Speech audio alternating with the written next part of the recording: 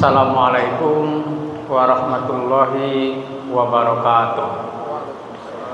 Alhamdulillahirabbil alamin wassalatu wassalamu ala asyrofil anbiya'i wal mursalin wa ala alihi washabbihi ajmain. Amma ba'du.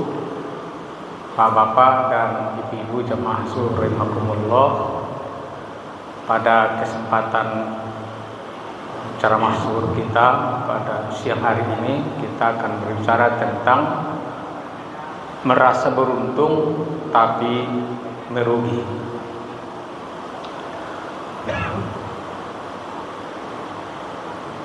Pada suatu kesempatan Rasulullah SAW bertanya kepada sahabat, sebagaimana dijelaskan hadis dari Abu Hurairah riwayat Bukhari, "Atadruna binal muflis?" Tahukah kamu orang-orang yang pahit amalnya? Qalu, mereka menjawab, "Al-muflisu fina man la dirham lahu wala mata." Menurut pandangan kami, orang yang pahit itu adalah orang yang sudah habis uang dan hartanya. Lalu Rasul menjelaskan, "Innal muflisa min ummati." Sesungguhnya orang yang pahit amalnya itu adalah dari umatku. Siapa mereka? Mayati yaumal qiyamati bisolatin wa syamin wa zakatin. Yaitu mereka yang datang di hari kiamat nanti membawa ibadah, yaitu sholat, puasa, dan zakat. Artinya hubungan mereka belum mengenalnya itu baik secara zahir. Tetapi pada waktu yang bersamaan wayati mereka juga datang membawa kesalahan atau kejahatan. Apa kesalahan kejahatannya? Qad syatama haza. Mereka menuduh seseorang atau memfitnah seseorang. Jadi suka memfitnah orang lain. Wa qazafa haza, dan menuduh orang tanpa bukti yang nyata. Wa akala malahaza, memakan harta orang tanpa izin atau makan harta yang haram. Wa daraba haza, ia menyakiti atau menganiaya orang lain. Wa safaka dama haza, dan ia juga menumpahkan atau membunuh orang lain. Lalu pada waktu itu kata Nabi, Allah akan menegakkan timbangan keadilan.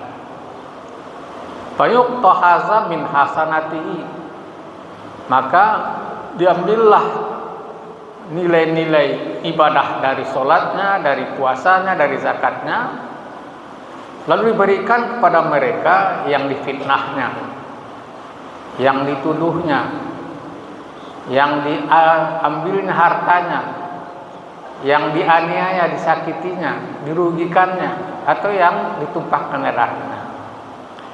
Fa'in faniyat hasanatu, apabila kebaikan-kebaikannya itu telah habis karena diberikan untuk menebus kesalahan-kesalahannya kepada semua manusia itu, sementara dosa-dosanya itu belum tertutupi dengan kebaikannya, uhiza min khotoyahu, lalu diambillah dosa-dosa orang-orang yang ia berbuat jahat kepada mereka selama di dunia, faturihat alaih, kemudian dibebankan kepadanya dosa-dosa itu, summa turiha finnar, kemudian ia dimasukkan ke dalam neraka.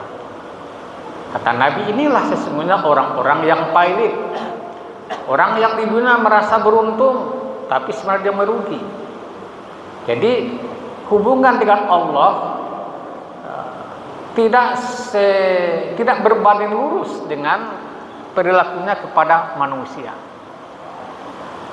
membuat orang akan pahit amalnya.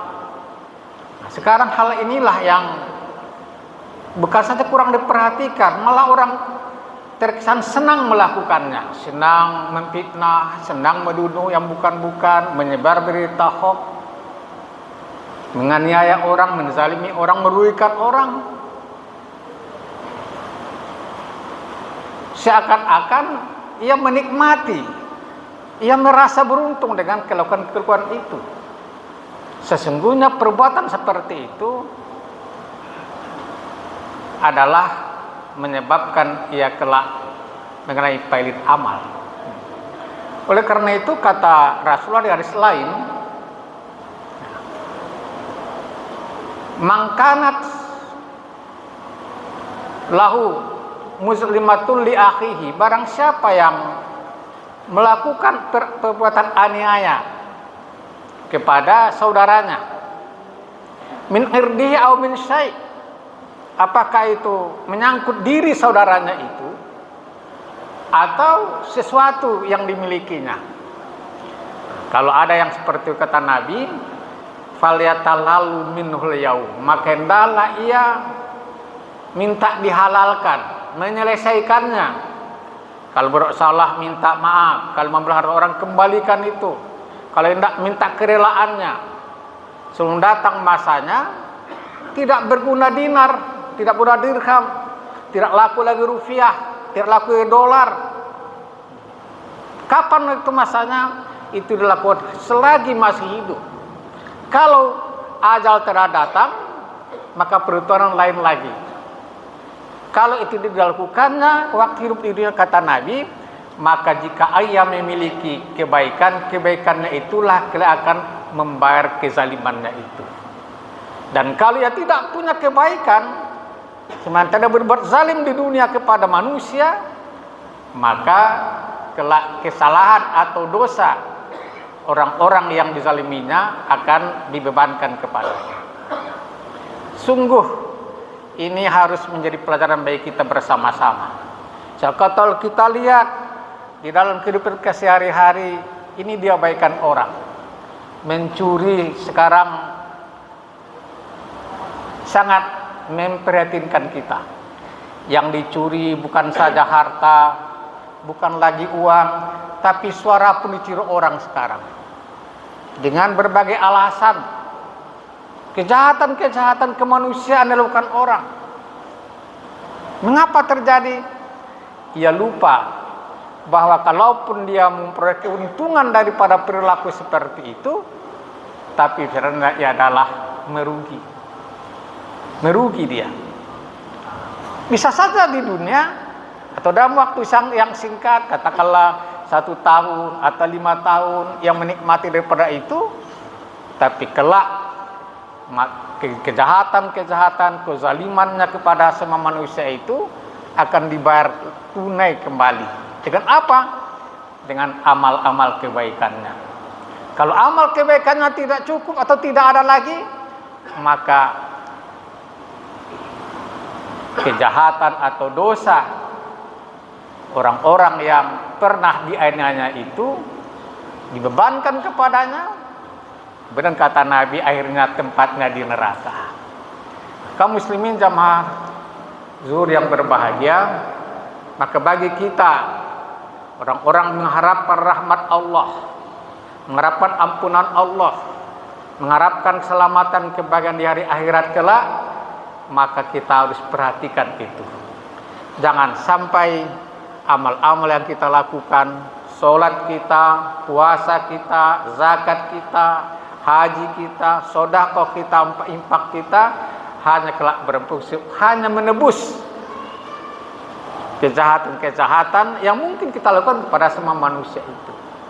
Karena itu di dalam surat Al-Imran surat 4 Allah mengatakan, duribat alaihimuz zillatu aina masukifu illa bihabli minallah wa habli minan nas. Orang akan mengalami kehinaan, tidak bernilai di sisi Allah itu kecuali dijaganya 2. Pertama, hubungan dengan Allah Subhanahu wa taala melalui ibadah-ibadah, kemudian hubungan dengan sama manusia melalui muamalah itu. Jadi marilah kita sinkronkan antara ketaatan kita kepada Allah dan kebaikan kita terhadap sama kita dalam kehidupan kita ini. Mudah-mudahan bermanfaat. Wabillahi taufiq wal hidayah. Wassalamualaikum warahmatullahi wabarakatuh.